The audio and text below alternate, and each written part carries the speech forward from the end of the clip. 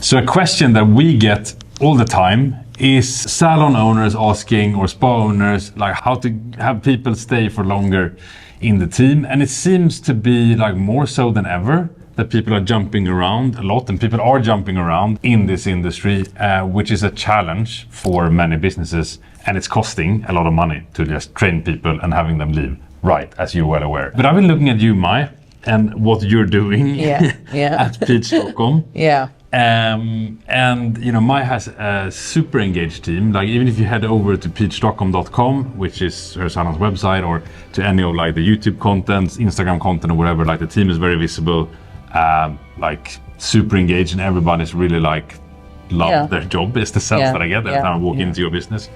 So I always wanted to kind of interview you a bit today, and have you share some of your secrets to like having that loyal team that you have, and how they are so engaged. Okay? Yeah. If this is the first time we meet, my name is John Hallberg. My name is Mi Erlandsson. And this is where we share ideas and strategies and tactics to help you grow your salon and spa business. So if that is something that you're interested in, make sure you subscribe to this channel. Okay, Mai, so tell us, what's the secret? Why? No, how are you able to keep your team so loyal and like so engaged? Yeah, actually really from the beginning why this was interesting to me so much was that people all were jumping around, and it were just a big cost for the company, but also like energy draining to employ new staff all the time. And I thought I pay my staff fairly. Why are people moving around? And then I started to actually ask, when I do interviews with people, why are you leaving your current salon? And I found out that it's rarely about the money. It's more often about, I don't feel that my manager sees me. I don't feel that inspirational at my work. I feel that I'm like stuck to just the work hours that we have. So it was, I want more freedom. It was, like I said, rarely about the money. Mm-hmm. Yeah, and I think that the freedom thing is a big one.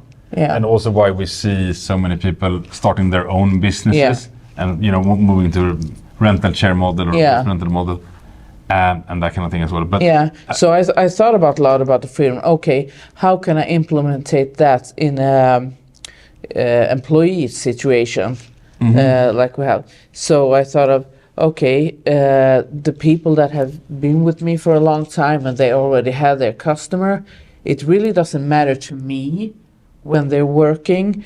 It's just that they have customers for their hours per week. If it's more suitable for them to work early mornings or sometimes late at night or weekends, or what best suited for their lifestyle, the employees that work with me can choose for themselves when they want to work, what's suited best for their lifestyle. You don't have to work weekends. You can work Monday to Friday if that's what you want, that's what suits you best. And that is a freedom, I think, the younger generation today, that is really important to them. Everybody has a key to the salon so they can get in and out when they need to. And also like really trusting your staff, because when you give them responsibility, they also take responsibility and feel that they are more engaged. This is my company as well. It's not just a job that they go to. Yeah, because this is a big cultural thing. Yeah. And like trust. And you know, building that in your business. Yeah. And also do like a lot of team building stuff. Yeah. We go abroad like once a year or once every year. We do like a kickoff where we do something fun that is not hairdresser or massage therapist related, just to, you know, when you know each other more on the personal side, you also have a stronger relationship, so you're more forgiving for stuff when you're like, okay, maybe she's having a bad day today, or You can see that more when you know each other more. You're a more how do you say, close team together. When you have like, you know, each other's weaknesses and strengths, and you're okay with that. We also have a big Christmas dinner where we invite the spouse as well, to get the family involved, and that you know each other's family. That also keep the company culture more bound together. Yeah, and I guess it's also like, not only does it make it smoother if people know each other well, if things arise, problems arise, it's easy to resolve them when you know each other. It also creates like bonds within the business, right? So basically like people who work in your salon, it's work with their friends, right? And leaving your business means leaving their friends. Yeah, and also making their like spouse more understanding. I mean, if your spouse loved the place that you're working in, you're not much more or less likely to change, because even your family loves your boss or loves your colleagues, and so I think it's that is a big one.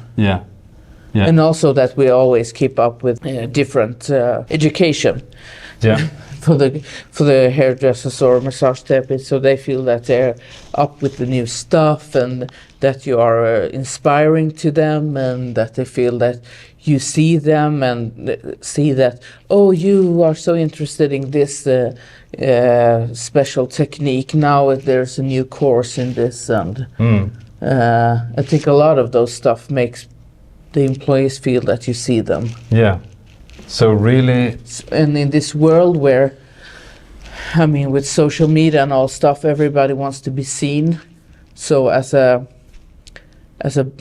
how do you say, as a business runner or salon owner, I think it's important to make the staff feel that you see them not as a group but as individuals, and like my boss really cares about me, my growth, your development. Exactly. Your growth. Awesome. So clearly, like there's a ton of things in there. It's not about like compensation and being paid more. No, I think that's but it's rarely. about, it honestly comes down to you as a business owner, right? And what you do to inspire your team, invest back in your team with education and growth. Creating that environment as well with trust and the culture that is set, I think is super actually a lot of things that does not cost anything for you.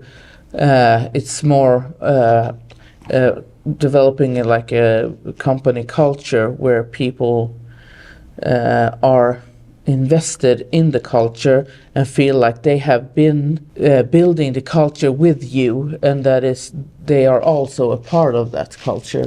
So it's not just you telling them, it's their own choice to make that. So like big thanks for sharing like that story, because I know you're really extraordinary, I feel, with this when I meet your team. And I know this is not an easy thing, and I know many of you who are watching this are struggling with this, like you're developing and growing people and then they leave, and like the frustration, I really feel that, and I have a lot of respect for that. But I hope that like what Mai was sharing today as well. Also, if you are working a lot with on this, please comment your tips or give it just a thumbs up, so we know that we're on the right path here. I think that would be great. If you're doing something that we didn't cover today, put it in the comments box below. Also, if there's like other topics that you feel like this would be great to hear more about, add them, in the comments, and we'll make sure to be producing more and discussing these topics more on the channel as well. Because we're here for you guys. We are indeed, and with that, thanks for watching today, and look forward to seeing you inside of an upcoming video.